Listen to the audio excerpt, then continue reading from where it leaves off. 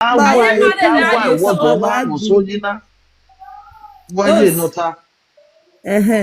Wa not baba wo ko be ko no bi abu wa ke no gboku boy aspect so be do no gbeboy o ma se no gbebu ogwa so ari be se ro nya ari ogwa o he ki yan jogwa That's Thank that's you, petty. Queen. That's o he petty. ki yan That's lagwa that's petty Thank of you, you. That's certain of That's them. I petty. did not go That's over petty of myself. Let you. that Lola down myself. I Oh, will why not don't get my. John let where halfway enjoy when because do not take you, but I'm not aware of explain. Am I just start? That's petty of you, like queen. like na Esther Talo we no me everybody know that one. Now we would wait for the wrong with that one. No, I'm supposed to always live video as saga because not be saga they do. You be artists. Money artists where they come, where they look up, where they copy Esther. Now that one is supposed to the reason, not be waiting they pass through. Leave destiny may talk what you want talk. Cause all this The man, the well, say, the man that started why even not tell any brother, but why do you not worry outside? Then the money can be solicited the destiny same or thing root as no just Solina. like baby buy Eh? or root no just like baby buy. Ibana egbe wo wa. Oh wait, Ẹni máa gbójú wà gbójú wà lè outside gbogbo wà lè nọ tá ni. where, but the fight was on social media. But the fight was on social media. But she say everything outside. If she's not okay with the marriage, let her leave. But now she talked too much. She's not Oh, God. she talk too much. On the mommy mama no engwe ekwe on not abana. Una me answer. We just talk ma gbegbi. Just talk ma ni ma ko yin na. We gbe dota we. Ti me he answer we. Okay. Ki gbugbe we. Okay, mama. Okay, mama. Okay, mama. Mama, again, 2019, ni ana vi record the Monica, eh? Yeah, what the destiny, oga ro wa vere ni. Esther was a side chick ga no vere ni. Okay. Again, what ya, again, destiny ya Lester. Edward was not happy about it, but she was a quiet type. Ne gwan, o ma gwan ladian o. I can't de biera. Ona bi o but o ma gi se ti bi o on ya do fo on ya gwa le we ya do Where on ya do for this chicken. because in way a phone Esther ni ya do Esther wetin ya do ni I have information In ya do Monica what do yes okay mama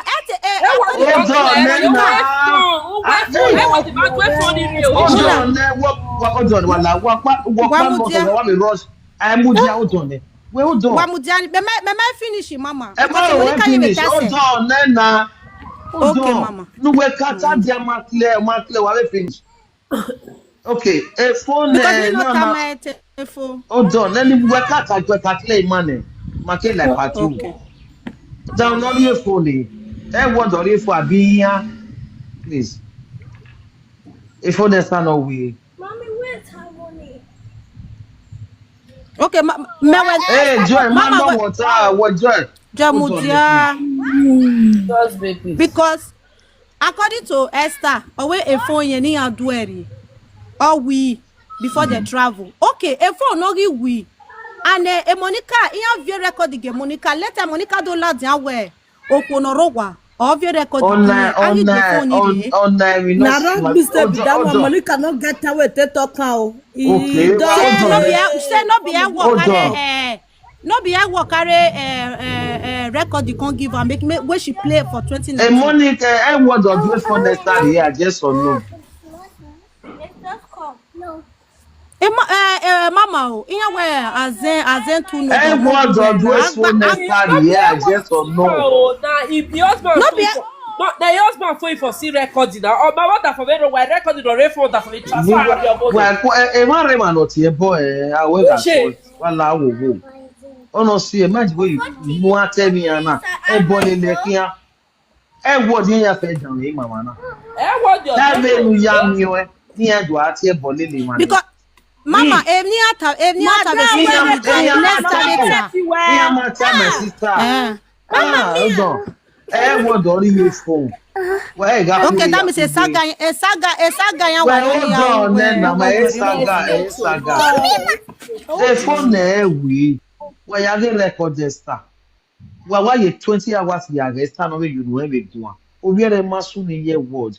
O we phone ye we na at ye bo. Jo. O ma no ye phone ye. The ba no vi record. E ma we word ori ye. Man understand? Oh do phone ye yi. Do one I we word you know what I say and what rush e dia na me yare ni. Wa ari ni lele wa ga gbon ni metawo. Oh no, madam, will you allow someone to bring your soul out every day? Esther is supposed to be silent without responding to anyone. She has Thank you. to explain to us on social media. That's Jennifer Oitorona. And our good Man question. understand the word ori phone. God bless you, It's Mama. according to ada fomenti ale lo popa we ni ere phone no be. Do ba no bi ona to la mo mo. Gwa gbi bata wa ke ajojo wa e. Well, God bless you. Gwa gbi bata wa ke agwa. Mama, Amen. what money Amen. at see? Ika na tanasi. Hmm. In a way, as a woman, ubiano biane. Understand?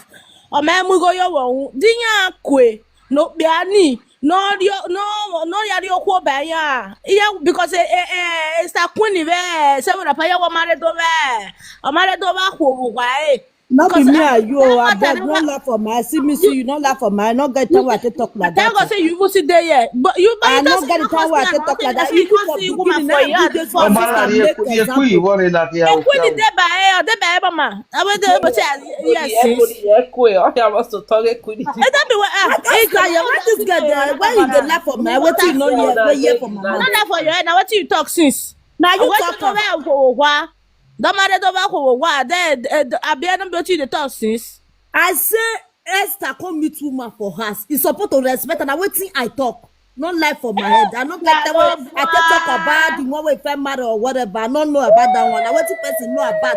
Now you they talk about. I don't know about the one way if married. I don't know about the one way if married. The one way I know now I talk about. Me I know because if the one swim, me swim nourish my body. Wetin I know about now I go talk. Wetin I don't know Kaka about I boy go talk. Ike sa we ga so e ta we ga so e. Okay, let's get Wetin me that I dog. talk, me I talk. Esther na I talk. I say Esther come meet am for even though say you know her, you don't know Esther fell good dey follow out of back. Say back of motor. Now wetin I fit talk? you dey among the people wey talk say Esther don come meet woman for us o There was abi a wey be dey me for and you. here Esther kept quiet. for wetin you dey talk When I now start, wetin I take talk host. Na not to say Esther that time when they start, Esther na back of motor dey start. Now before that woman come dey say even that one wey me dey talk no, you not person meet woman for house. Who should say that say Esther not come meet her for house? I no understand. Woman don born for mama. but you join them my you marry, you sister no you marry. join If you go them fuck no another dey man, again na wetin you talk for here since now you talk am. Maybe your ear na wetin wear you dress. talk for here since no dey deny Your ear wear dress. You no hear wetin I talk. He don't do, he don't Your do. ear wear dress. You no hear wetin I talk. He don't do, no, it's not maybe na you drink that time when you dey talk because you mama go wey go na wa fi pe Why you dey laugh for my head? I tell you wetin I but talk. You mama still dey tell person me never wetin I talk no to you talk. now you See, you dey laugh for my draw head. mouth like say maybe you get the matter I dey look you for here sis no be wetin Now you you talk no get man reach me odo. no be wetin you talk He don't Now do, wetin he you don't talk? do. Now me dey tell you so. Now your ear wear dress. You no hear wetin I talk. na wetin deaf you deaf when you dey talk am you deaf when you dey talk am sis when Now you you dey deaf. Now you wey dey talk wetin your ear no hear. Now you call deaf. when you dey talk am sis you maraba ni winere. Ìwínàrà bù wẹ̀nyẹ́ ni. ọbọ bẹ ya bọ ẹyẹ ẹni ọsẹ ọmọ náà bẹ bẹ pàmò yẹ Ọ̀bù wẹ̀nyẹ́ ni na. No be when you enter here, no be you take square here, no be one word dey talk since. awẹ mu yùn sí Ọ̀bù wẹ̀nyẹ́ ni sẹ́. ní ẹ náà awẹ mu yùn sí náà nsú yẹn ní sí yọ Ìwínàrà dọ bù wẹ̀nyẹ́ ni. Waiwe walao. Waiwe walao walao walao. nsú Walao. yẹn ní sí yọ dọ ó pa ya ẹyẹ nẹ ó pa arúgbó kú pa ya ẹyẹ ayé ya dé yà mẹbi Zenya ave fẹsí seko ave seko wife children. ẹyẹ nà ẹ nọ nìyà ọdínà Ave seko wife ọdọ children. àdínà Wa ọba náà pacha wa pacha pacha. ẹ seko wife. Di mana you want? Na na Ọ̀sẹ̀ ife ona na nobody ta should me say ẹgbẹ́ wo before rẹ̀? it's not that way. It's Wọ́n okay. wá Ọ̀sẹ̀ wa ọmọlẹ́dọ́bẹ̀ àwòwọ́ ọmọlẹ́dọ́bẹ̀ àwòwọ́ Ǹjẹ́ na wa di ara fẹ́ ti dé ma Àìtẹ́ wa? náà wà fún àdínà bàbá náà. wife children. Wala Wala, pasha okay. Why pasha na si doba na to muna no doba papa. ba.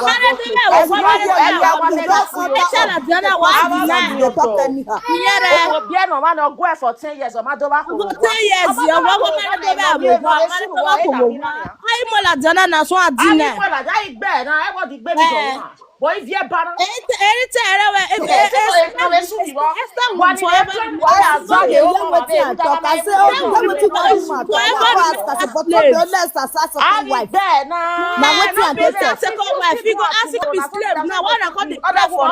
Na that one na me talk. I don't say no come between my for her. Small life for my head. Na that one na me no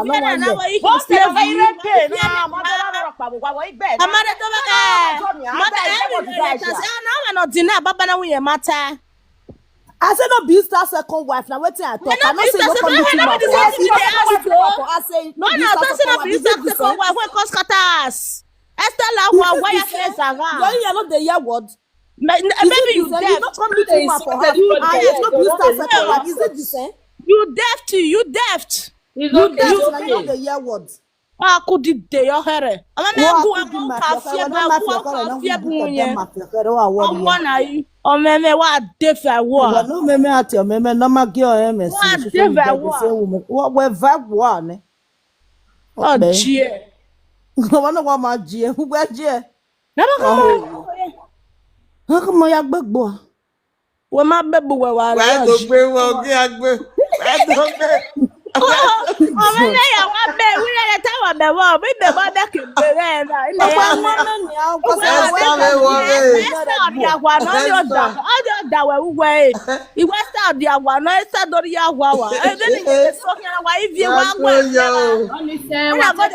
worry. My people. Emani wa de ba ye wa ze vie ye do avie ve. E ame ve e se gbe When do I ala wish on my veil, maybe I can get a walk into se gbe the wa to ala ge wu when se I ko wish on my wa veil, I don't know what you have via back home. Opo se ko wa for ya wa. Opo se ko wa for ya wa. Ooh. Awe se ko wa fi na wori akwa. I will like part two. But Erenana said the matter. You know the husband, the way that they sort to themselves like this.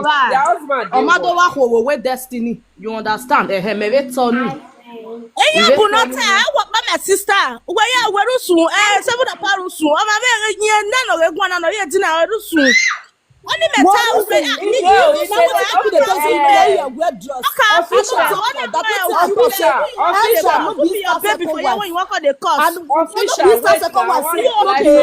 No come between my for is it the same? and who your the control mat give. Person they talk, I not there, I not join. The true words. Now what I tell you see they follow me argue. You tell me say I guess I know John wetin I talk. See wetin I talk. See they follow me argue wetin I not talk. Why you offend the cause? Why you offend the cause? he don't do that. He don't. I cause me my sister. I cause join. I cooking up put. One dinner. I no join am. Wetin I talk?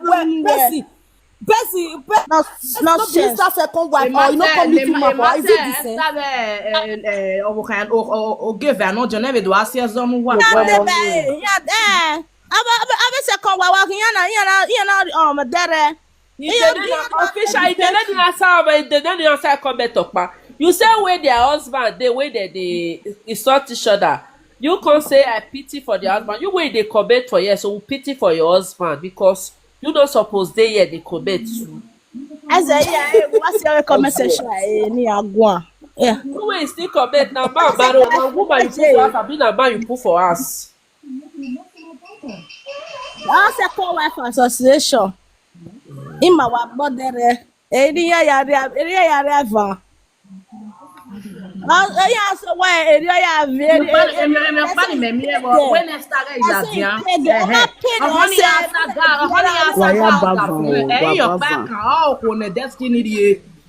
Now the way I see good me get patient. Was it been on? Why above Abokia. Come me book here.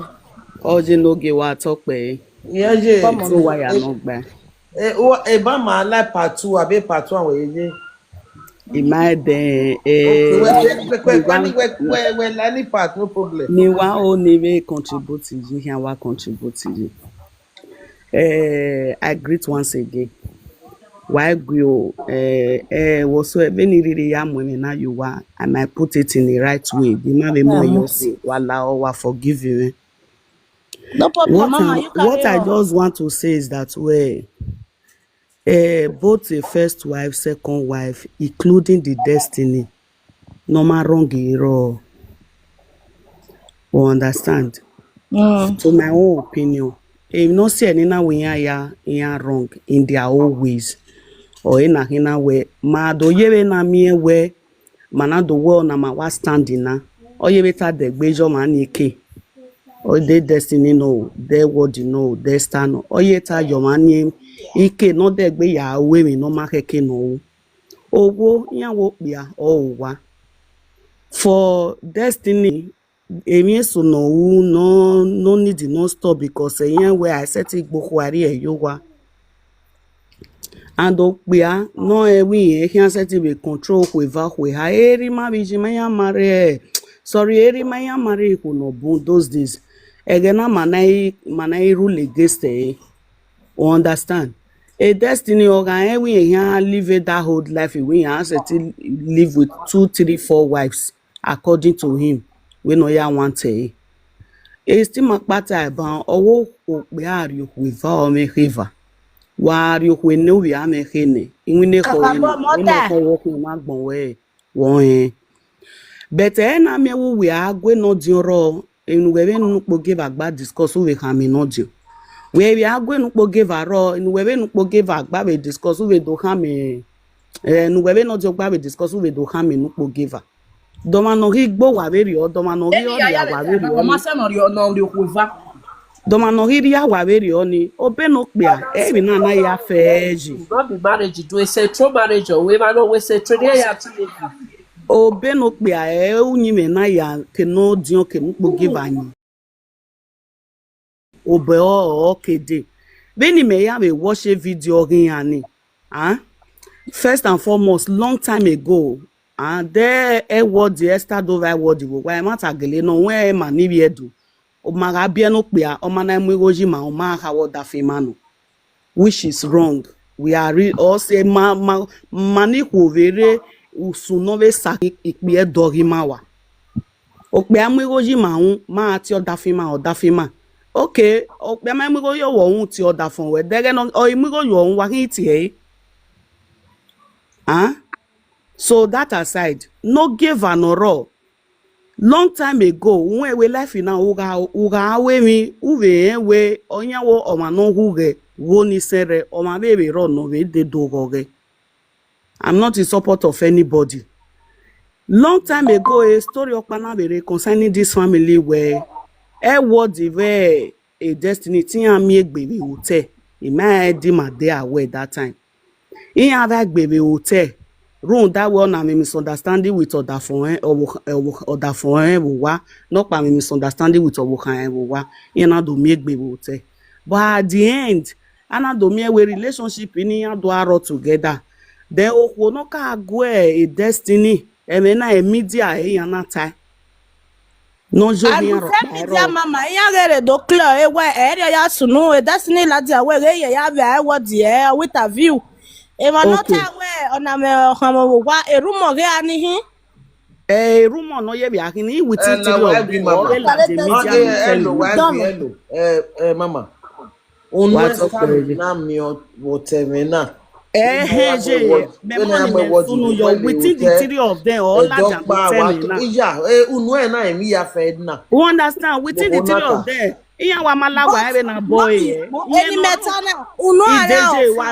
Sorry, Magume, why explain any to okay. Within these 3 people, Okpana Ladian do tell me now. Uya e hana, estamare ba be na ni sunu. Destiny Hames. Oh, don't tell them. Yes. I don't understand. So we, if be mana ujebe no gwaye matter now. My ebe ni maya gwayo because okpa bove buhi. You know. So e matter ni do sunu that time now. Oh hoye hu yon ware. Oya meta ba we o ma no hu ga go ni si wa e o ma be ro no be go ge. Dana gele mi wo ke odo derebe ri oni adi en do ko ni ma gibi ago pe ana. Then we do arowa. Okwa be ona be ba you go nisan. At one that the man understand. Opinion men Mama, no for so me, that aside, what is better now for me, everybody is on a very low key gwan. for me, Is I on don't agree. If the said that, not say now we might agree. Fine, ọma na ọya mokwu onyo ebe na ọya mokwu the destiny time started ota but the same no destiny do ya tabi interview ni ya ugwe inye jo story e word inye get toge ma e word from the beginning. Yeah. No, now what in talk now me o take agree even the Esther daughter because another Esther daughter a mama believe on it because but the matter is that where every time Esther river La Esther exactly Esther be daughter maro pareba iya ehana o ka se your time when wa be second wife na me ni I tell thank you I mean matter na but eyan where na Kenya yazire exactly e mata gele no wa be mi ania e wodi ga be ladian nia ugbesoban e wodi do ma no be no dey lousy no getting e be we ni ladian do gun ugbesoban be do mi we abe make ne external error I to understand so a life in us and in that way maria boy we should not take any of them personal. No yame wa you do kuniki. We should not take any of them well. Not take a person because everybody man don't go ever since they start ladia. Esther start be water, Esther start be water, Esther start be water. Or book with you.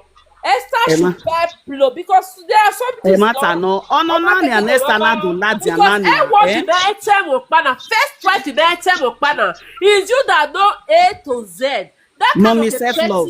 Yes. Mommy self-love. This last time they can make us one wash next another guana. They yogele yasunu. Where omaga rob your dafone. You know. Oh, jie ya la diando ha. Oh, no very phone na dafone very phone.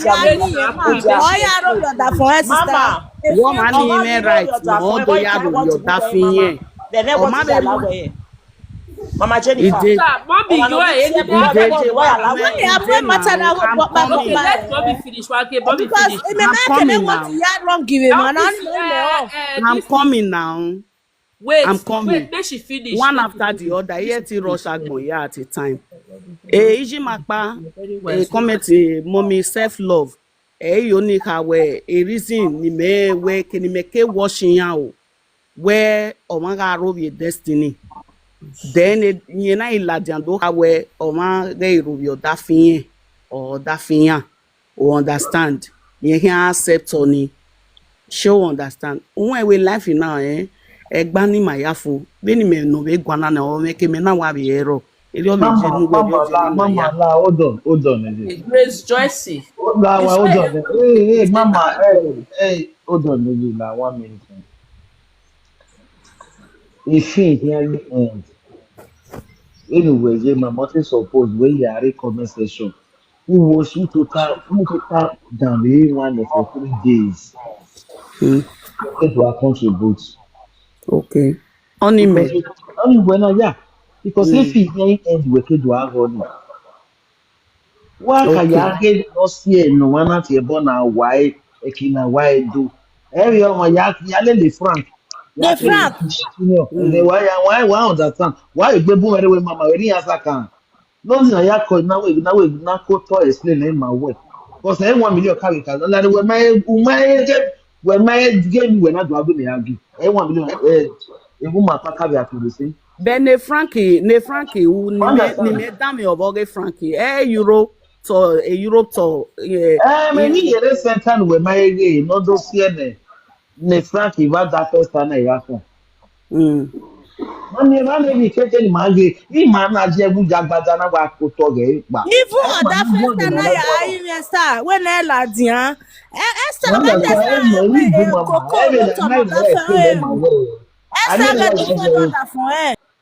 I wish Esther no say your husband don't go talk. Esther for not boat come outside the way if take boat. Na Esther for wrong. Now there's for your room And you know because you it's don't not know. even finished. You don't call yourself for my matter. You don't abandon me. You don't leave me. You don't want No, to no, get that's it. the you know, I go talk my truth because Esther, this one, where the apple, so Esther not do anything wrong. Then me, I know the journal Esther before. do, See, my sister. I know the Esther. journal Esther before, for but me, this my very sister. one, so For me, my sister, anything from the beginning to the end, Esther is wrong. She's a second wife. She has Yeah. to keep low. Person don't fit come meet me for my husband house. Say I come allow my husband marry join me. You go dey talk ya gbogbo na mama. Yẹn bí lu yà á gbọ́ ẹ̀fún sẹ́fì. Ọ̀hún talẹ̀ mi, ọ̀hún Who talẹ̀ no mi yẹn funny? rò. Iye ọ̀nà ìsọ ìgbà yóò ẹsẹ̀ yà tó sá wá lọ Sálọ fún boy. ọ̀nà ìgbà ìwé. ẹsẹ̀ tó wá tó wá sí gíwọ̀ òun ẹ̀gí gan. Mama, ebe mana mo no wana sisa Who nso. no Akwa funny? Nene na social media wa dey. bie ne wa to adinye. Ah, Why so go we the ka man o? dey social media Eh? dey wa bi na wa bi Mom, we. mommy, like, Sonia, mommy, be fair on this matter because you are really taking side. How? Come on. How is she taking side? Yeah, well, no, mama. Like you are free to come up and hey, ring and I like him, go on. Like what do for my love? Abowa o, akoista ko mama, awe gbo Ije ọbọ kìí ṣe o mi awe sta mi wa bavun o. ọjẹ. Me ya fefe na wa na. My mother is a destiny or why the problem of the family. Exactly. A destiny or why the problem of the family. O pe ano Destiny gele Esther, wa I mo va gbe. fi me. Sister ide that is ya fefe me problem. O pe ano gele mo gbe. Esther wa le mo ge. E word no Bàtí the girl not gbé comment, ìtẹ́ invite wẹ́ wò dúkù. That's Grace Joy, come up. Grace, Uh, ìtẹ́ invite wẹ́ wò dúkù. Hello, Costa. So, Mama, was sorry, me I to mute. Ọmọ mi ti wẹ́ So, jẹ́. as Mo mi destiny ti wẹ́ or jẹ́, mo one mi ti wẹ́ a fault to know yeah, on. sister Martin, your music can Sister Okay. Martin, allow. Wọ́n lè gbé sìkálà dúkù náà. Adé Grace yẹn ń yá tiẹ̀. Mama, we did disrespect a law. Wa wá sí ọ ní ẹ̀ náà fi hàn wá block ẹ̀ náà fi hàn náà fi hàn. Ìtẹ́ block ẹ̀. Daddy West, God bless you. Hey, thank you Bros very Sophie, much. welcome. Thanks. Thanks. Because if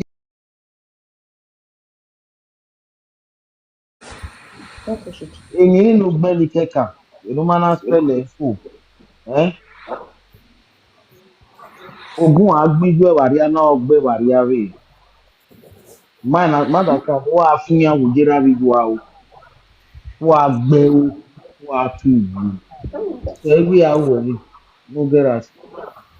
No marry respect yé yìí ni wọ́n á fún yàn wò. Wọ́n èmẹ̀ yóò wà nà the bride. Ìyẹn wù wà ní rẹ̀ wọn. Iṣẹ́ o. Sophie, thank you. Thank you, sir. Thank you, Uncle. It's not for ọmọ náà gbọ́ akínyàn lágbọ́ akínyàn rè. So, Ìyẹn who wù were wà ní that rẹ̀ here? wọn. Who are those here born on no born on that phone way? No need to go back. When we no soon no. E wa next time I go go. A destiny yen egbe. Every day, okay, I go wo. Okay, I get me ya fefe ne funky water. Don't get it that ibeba. Okay, no matter anything, what not your way till you quiver. Na bo ku we. Most of what I want to give back. Oh, that food egbe. Every blessed day. Emi awasu next time na lie wo di pe emi no ta egba. Any man on na family wa na. Monica na or Iwala dia or is the one me bogbe what egbe there is but who wa gwale settlement e definitely ta Esther way Esther igi call me Monica dey Monica win a respect of am not your where did you where Okay, Monica there is every day ya get bono mu pe what the weather ebe mama mi know ebe Esther mama mi know eba gwa why did you destiny why did you eba gwa wa me bogbe destiny opa because ebe ma ge no je na okpe no kwa to re obugbe Esther na emi kebe my husband emi ke okpe ni me bi mi se na owa mi go yi mo ogbe se mi arugbe bu me igwe oda fun me but the way no ya ti oda fun me okpe e ka bi ele na abi okpe e ka bi ele na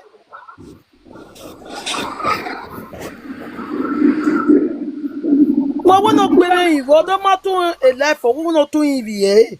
No, what Bẹ́ẹ̀ wọ́n jẹ́ yàrá Esther where you mother well okwowa.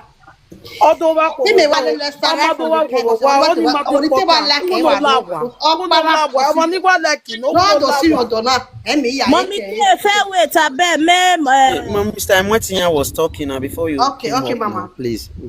So Wagelawa, only upon me, the talk is too much. Aso who Udowa wow, Umadowa wow, only Mate Potter. Where Waladia, okay, Uwe my Monica Evita Tawe, Udoki Tony, what? Uma no that for where. Uma Nevito when now when the Vito told the next to take baby la the talk is too much. Who when you ever expecting any family of a bagua? What am I expecting family? Am I expecting destiny to boy? Who am I expecting family of it? Then the family I am make be. Ni accept. Bagua ye Nigeria. Okay, did you that bagua can name? I think why you fresh for. Is it fresh for? Iga mati to yela wa. Wo bi me na do bugbe. Aliozanima, aliozane e bagua, aliozane ebe word, aliozane ebe star. What here? On the many way there's another man like that what the man like that what ogele mature. I wait on ni na what that ground. On the mature say eva. E ke me na play me what the pa. On the okpa na it settle down with. Okpa nu nu e do yo. Igata water we dey. Okay, now what's the mama? Mommy K. Please answer for me, guys. Esther we mother wa jere. E ke dey start wa latia. Oh yes, one way. Okay, back one ni mo say. Iye myself one. First live video go na fi sha ko be here. O ma wo kan ga no be ni. Odo wa wo kwa be ni. Oh yes. Yeah. Esther, Oh, we bury another man on me. I gonna we bury her. No, na ya tiaje maswe be stage. Your first life for stage. We don't come out. We get a merwa. O ma so amigo. Elena ko be na ya be destiny o. Asiri odo baba. Ujemieo. Esther, we have to go from the Australian destiny. They worthy. Ona fi pe enogi. Ona fi pe. I not dey depressed, you know. It was like we were depressed. O what don he hand? Ma ya gbe na. O we are agboya no iwa social media. No divorce. Wow, wait, I don't get. No la owo no siyan e. So the bright side. Egbe wo no what don he hand? But Esther ma no he akpa. Okay, wait a minute. Oh, what does the American sister talk and Okay,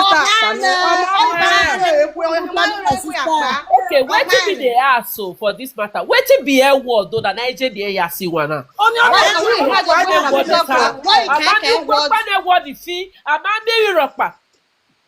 was a musician. I don't know, Sha. A musician was here. No one know Europe.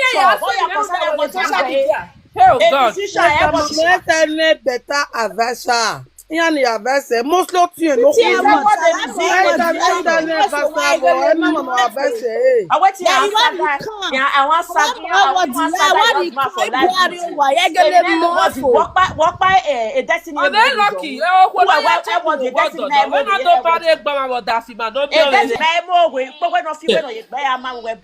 I e destiny my mo go fear e wo do de wo pajare una go dis so le wa yo wo na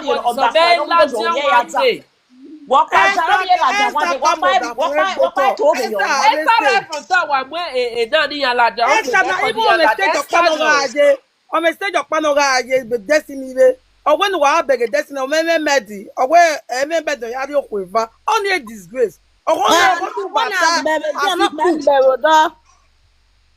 Awuya you be awuya we not no dollar weji. Ohono di kuwe yata.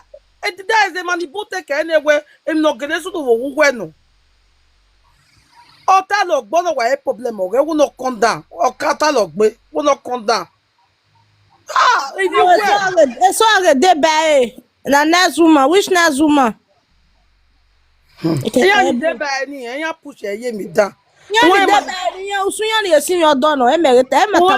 Manita na ya wa fi wetin my hate again next time ya what can you like a second wife mama when can you like let's be sincere I want not get a polygamy in nature And if you are a girl, let me pass this advice. So now a girl. Fine, if I'm wrong. No, that thing are by your wrong.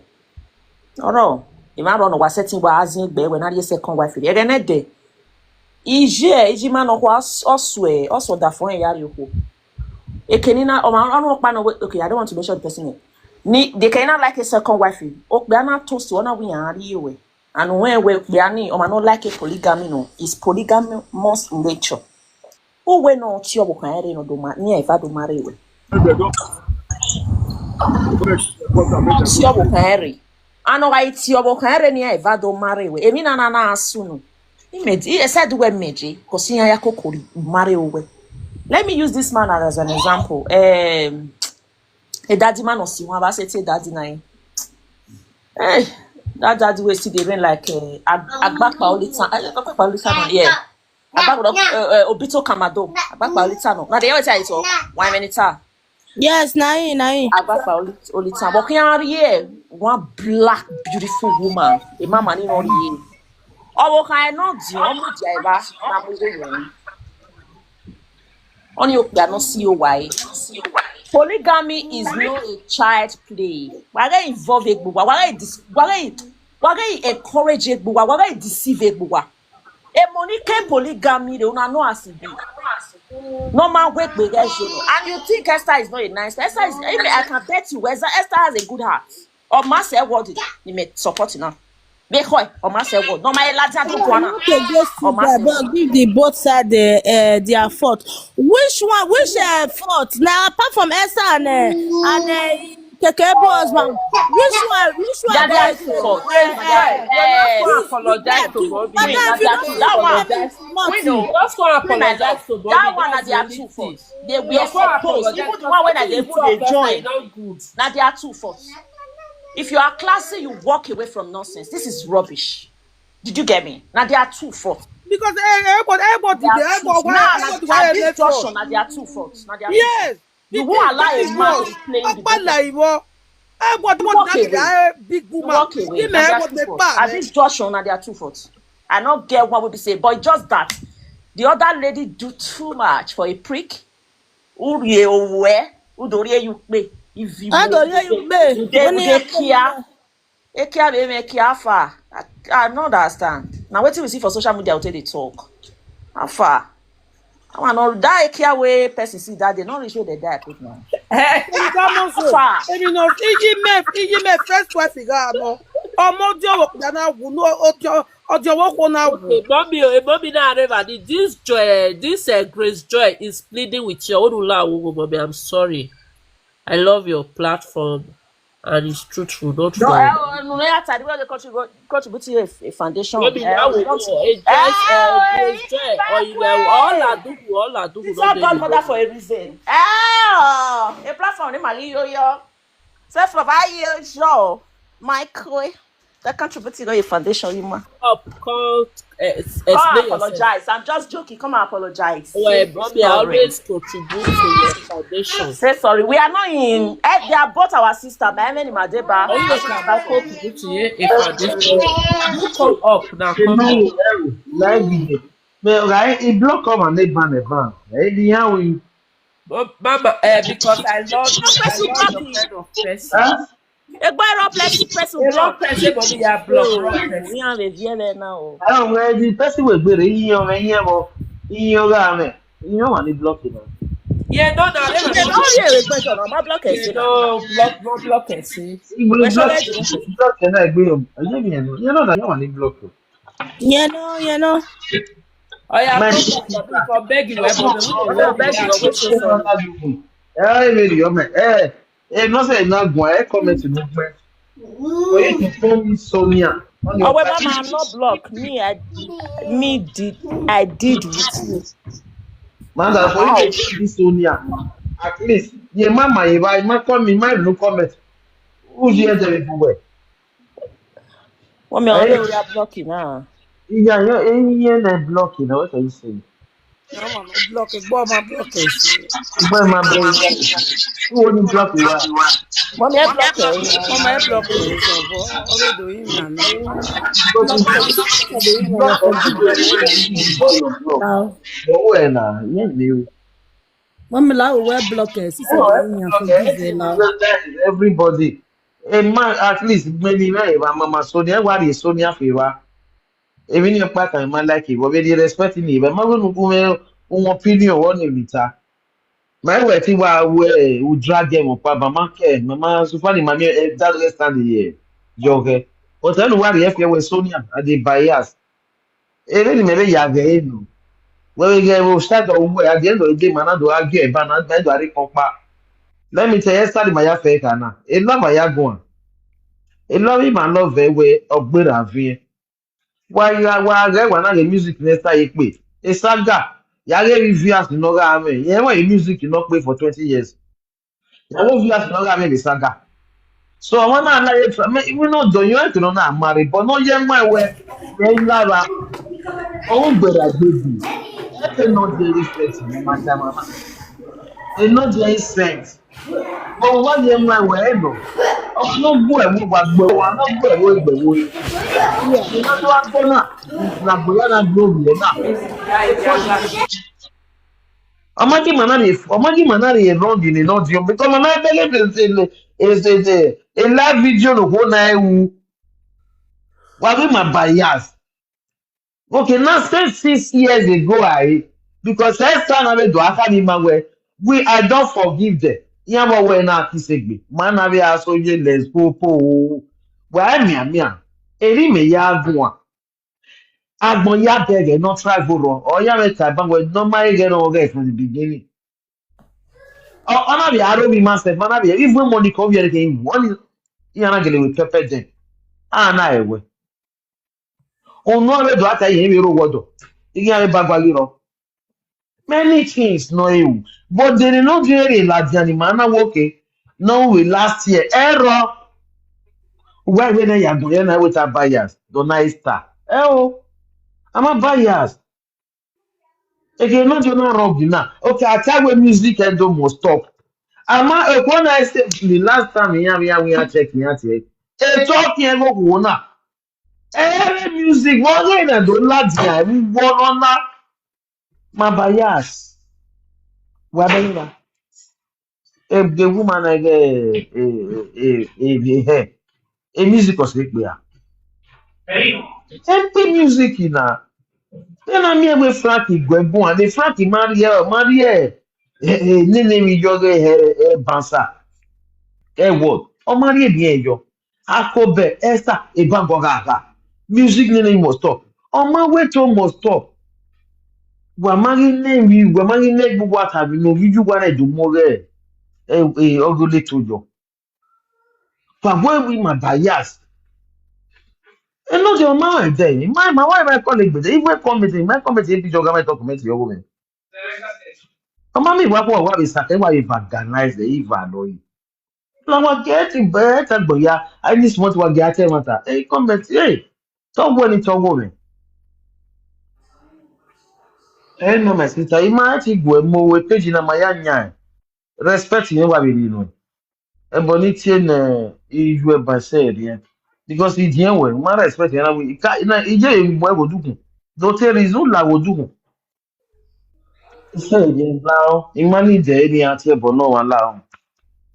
Sorry, sorry for that. Egbe, no. Ah, yeah. This way. Where I think why. I better three. We don't pass page 2, page 3.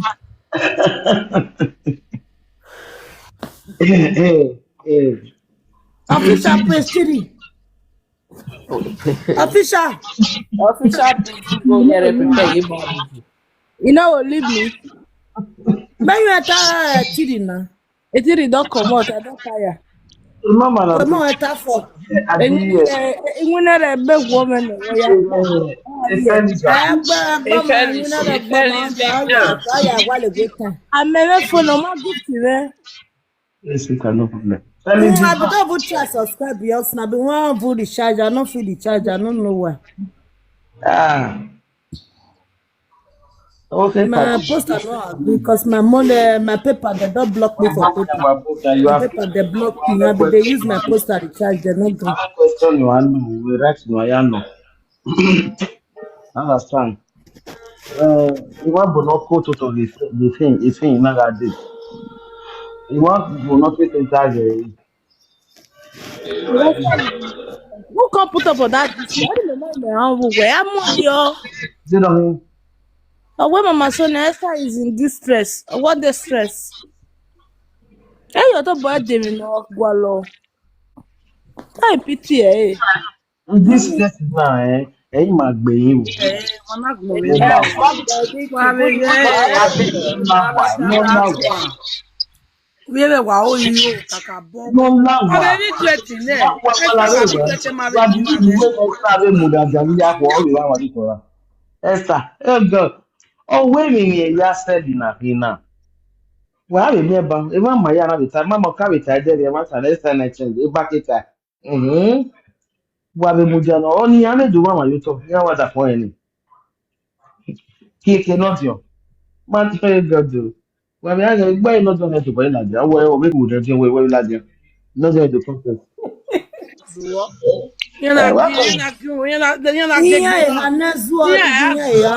Una Pe talk kaka to the tiyan ya sort di there. Una te fit bi talk na pe without kaka this tiyan sort ya now. fun. Why it's a They body now? not doing akin awu. Not doing ye gbe la. They use fake account. Esther akin abesun. O be use fake account. Iyan kaya sun. Mommy, I beg, I want to talk something when I noticed yesterday. You dey hear me? Aka bọ̀ na mi na notice ba kwa mi oge lu dem efe igwalo na ona se. Emi ni me notice you know there. Esther, when this Europe tour matter dey yan, abeg Esther come when they attack Epa Kobe, when they never start to dey attack Esther. Abeg Esther come out come support Epa Kobe. No. Maybe na me don't look reach that. But when you come Now you don't say look up for yesterday, beginning. That for the one na Kobe na Esther na the start. no, mama na Kobe na dey your first dey hammer on. Na Epa Kobe dey hammer on. Now when Esther wan start, na a bagwa take go attack Epa Frank. When Pa Frank come talk say he no understand. Okay, when you dey beat Epa Kobe, sis, why you not talk? Why come be say na now when I come put your wife phone, now you come take dey talk? Na Epa Kobe na everybody Ọwọ́ ẹ̀dẹ̀gẹ̀ ìjọ bí akọbẹ̀. exactly. So Dẹ̀gẹ̀ ìjọ why bí akọbẹ̀. Yeah. yes. But if you notice something, why you come be say na yesterday after Frank don talk say na destiny say make he consaga Epa Kobe. Na yesterday Esther he come begin dey advertise Epa Kobe flyer. Notice Okay, let this stress very wakai. Hey, bagba. My people na dey hear story. Oh. Osa make sure. Èmi àrí àdẹ́nà kédo àwùgẹ̀rẹ̀ Abe ní bàbá wa mi wa bí máa fẹ̀. sokote. Ọ̀nà ẹ̀nẹ́sẹ̀ ló sì ẹ̀rọ agbẹ́ sára mi. All the blue children. Wari take it easy. Oversabi. I don't want any reason I go back. So don't let her wait need to begin me. Ẹ̀rọ àdàfọ́n rẹ̀ wò. Nọ́gùn àkọlé Frank ìwé jẹ́ ìgbọ̀ wò kàmẹ́. Jẹ́rẹ̀ nà gbèjà àdọ̀gẹ̀. Àdàfọ́n náà yà yẹ Frank. Wọ́n yà yẹ Frank yà àgbọ̀ ọgbẹ̀. Ọbẹ̀ náà gbàkó bẹ̀ ní. Gbàkó bẹ̀ gbéra gbíjẹ́ gbèmí ìyá. Esther yìí lè làdí ọ̀nà bí kọ́lé Frank. Ẹ̀sẹ̀ yọrọ náà bọ̀ sọ́dẹ̀ náà ó wẹ̀ ẹ́. Yana be ninya Frank na do ne ya. How can you do that? But we saw who work na we drop on our hands. In my expect also can be. Because how banal le Frank. O ma ni gba e away my friend. Na work career akin. Igba Frank le gba lawa no ku ni yẹn dan yana be egbe so igba egbe saga wo e no ye gba lawa no do yi ye. You better change ya ye. Ana wa dia ko be o to. Ana wa dia okay. Esther. Now Esther ya la ma mi fo. Èmi ni ta be te ra gbo na we yi la ma. Time to see baby now. In a way, we here le suri dai. Uwe Well, gbogbo. I went to hear long time. Who went to hear long Le time? su we. Ebe wa tabo sibe wo we. Iwa teme na man sebe. Bi ma we ga argue eh. Ine wa here le suri we. Wa make sure we ekuye wo okay in Nigeria than in Europe. Because some na some le we gbe ya. Ebe so le we. Yeah, saga, my video saga. What saga? We saga everybody. Don't let go. We. Grass. They definitely the time any. You know, I don't say. Egbeni meje.